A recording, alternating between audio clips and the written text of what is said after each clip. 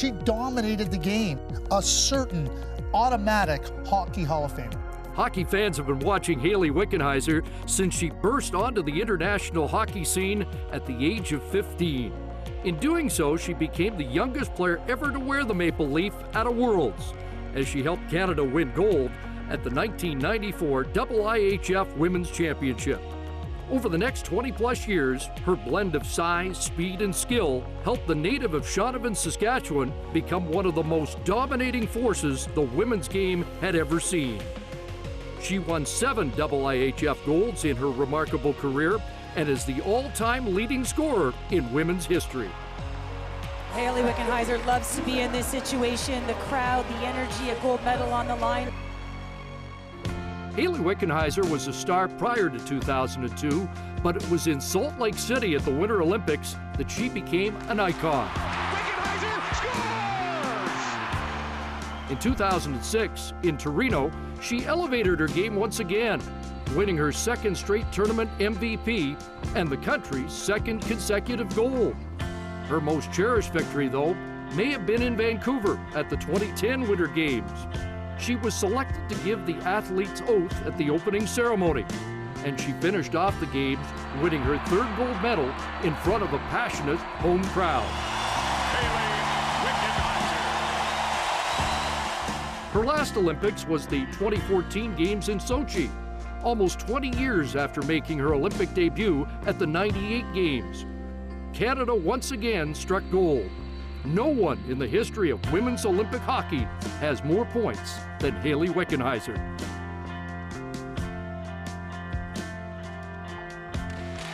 Wickenheiser shoots, she scores! Hayley Wickenheiser has never been satisfied with the status quo. She was always looking for ways to improve herself and the game she loved. She was the first female to score a goal in a professional men's hockey game in Finland in 2003. She was hired as the Assistant Director of Player Development by the Toronto Maple Leafs in 2017. She is remembered for her fierce competitiveness by opponents and fearless leader to her teammates. Now, Hayley Wickenheiser is an honored member of the Hockey Hall of Fame in the player category.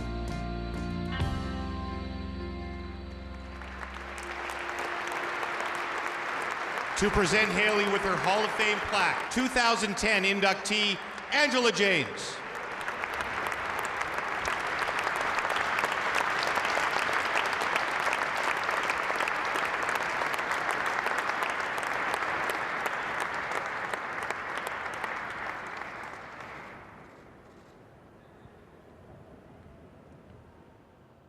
Thanks, AJ, and thanks, everyone. That's very fitting because Angela was my first line mate when I was 15 years old. She was the superstar and my centerman, and all she said to me was, "Rook, just get me the puck and everything will be okay." So thanks, AJ, for being here. This is obviously a great honor. I'd like to thank the Hockey Hall of Fame, Kelly, Craig.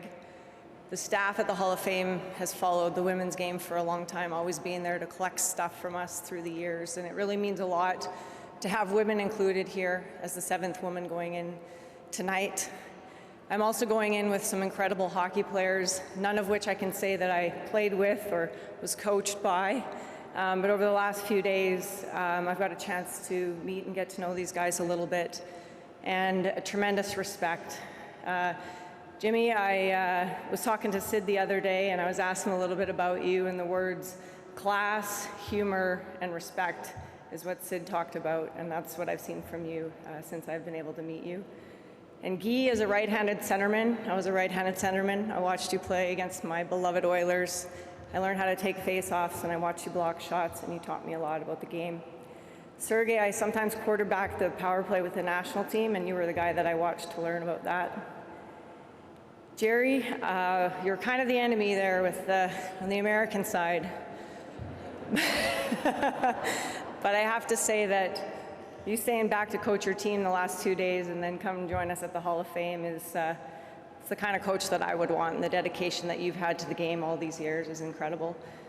And Václav, my son is Czech. I trained for 10 years in the Czech Republic in the summer times. And I can't imagine what it would have been like at that time to leave that country and to come to Canada. And I know when you were up here, you forgot some very, very special people that you would like to thank, the woman that has been by your side and fled with you all those years ago. So why don't you come up here and have a few words?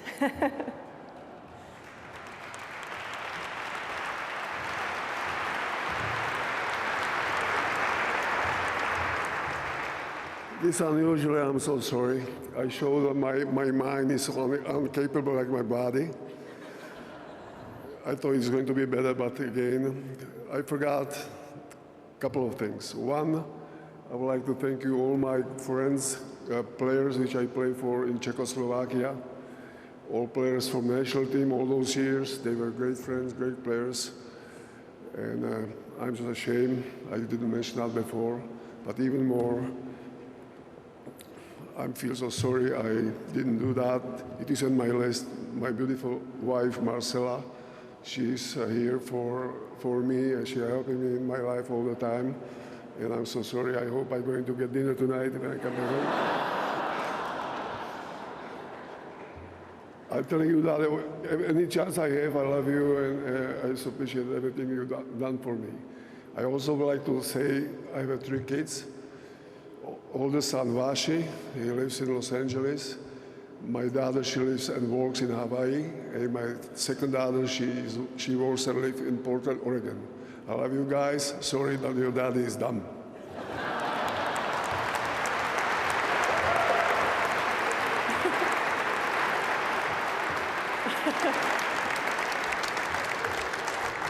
Okay, all is right in the world tonight, so there we go. I was having dinner with Brendan Shanahan a few months ago, and we were lamenting about our losses in the '98 Olympics, rewatching his shootout myths and our abysmal performance with Canada. And I was, he said, "Do you have your speech ready yet?" And I said, "No, I have no idea what to say." And he said, "Well, if I'm sitting in the crowd, what I'd want to know is, like, how did it all happen?" And so I thought I'd tell you the story of how it all happened for me. As a kid growing up in Saskatchewan, I idolized the Oilers of the 80s, 99 and 11, Wayne, Andy, Kevin, Yuri. They don't even need last names. Everybody knows who you are. You were my heroes. You were who I went on the outdoor rink to be like, and you influenced my life more than you will ever know. My mom and dad, Tom and Marilyn, who were school teachers in our little town, and it was not a common thing as a little girl to want to play hockey in a small town where I came from. But my mom and dad believed that a girl could do anything that a boy could do, and they said yes when I said, could I play? My dad coached, and he taught us the game, and my mom fought. She fought for the right not only for me to play the game, but for hundreds of other girls, starting leagues when we were in Saskatchewan, and later we moved to Alberta. So I want to say thanks to them.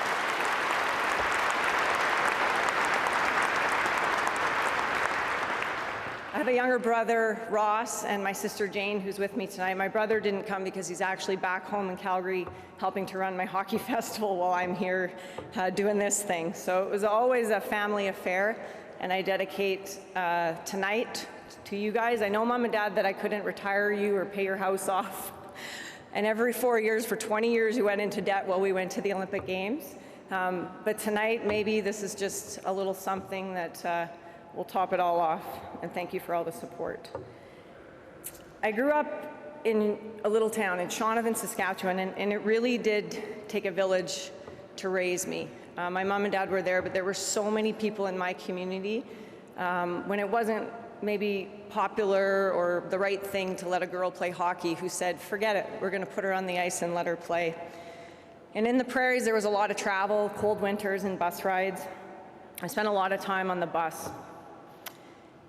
And just like in my community, when the village of my community propped me up, when the tragedies of the Swift Current Broncos bus crash, which happened an hour away from where I grew up, and just a few years ago, the Humboldt bus crash happened, like never before did you see small town and the rest of Canada rise up to help these people out of the tragedies that we experienced in those two situations.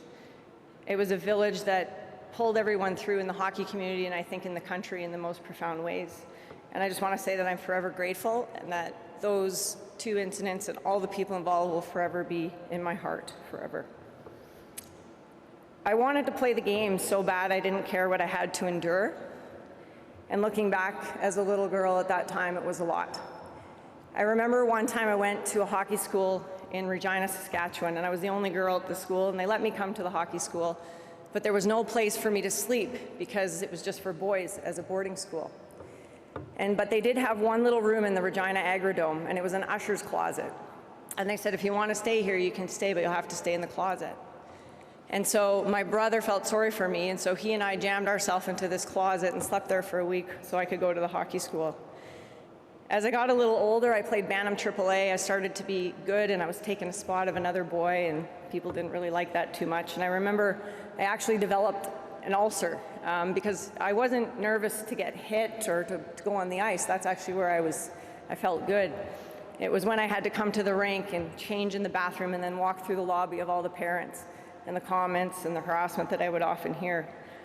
But all of those things gave me thick skin and resilience, and they taught me not to listen to the critical opinion of others. And when I joined the national team at 15, I was welcomed and greeted by women who were twice my age and had so much more life experience than I did. And it was an incredible experience for me. I have to thank Hockey Canada.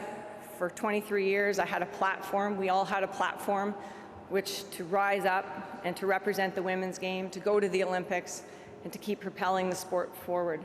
And I never felt once that I went to an Olympics that we didn't have all that we needed to be successful.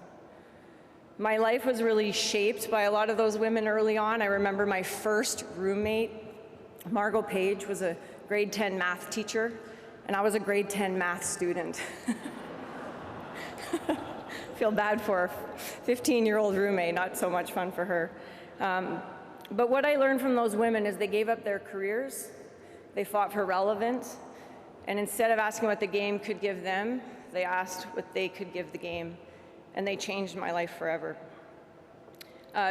23 years, it is a long time to play on one team, and I had a ton of great experiences with the players that I played with and the teammates that I played with, but there was a group of people off the ice that really pushed me day in and day out, and I think made me as competitive as I became.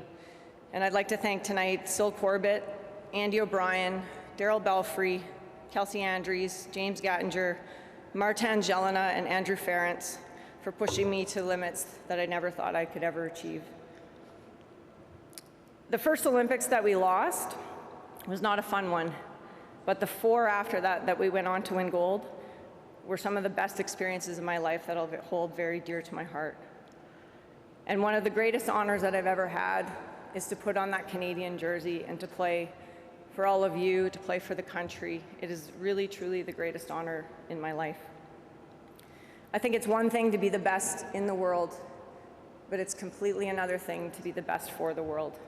And I can really, truly say that for the majority of my career, players, the coaches, and the staffs that I had a chance to be around were both of those.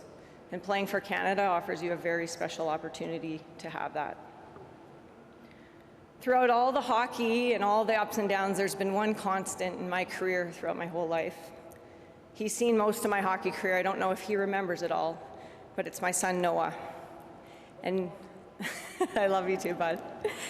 And I know you never liked hockey, and even yesterday at the Legends game, you bought a good book just in case you got bored.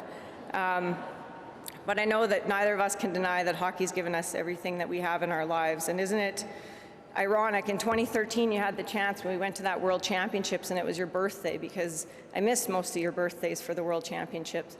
But that one, the Canadian Special Forces guys brought you to shoot C7s on the range, and it changed the course of your life. I ended up wearing the maple leaf, and today you wear another kind of maple leaf, a flag on your chest representing Canada's military. And I'm very, very proud of you for what you've done.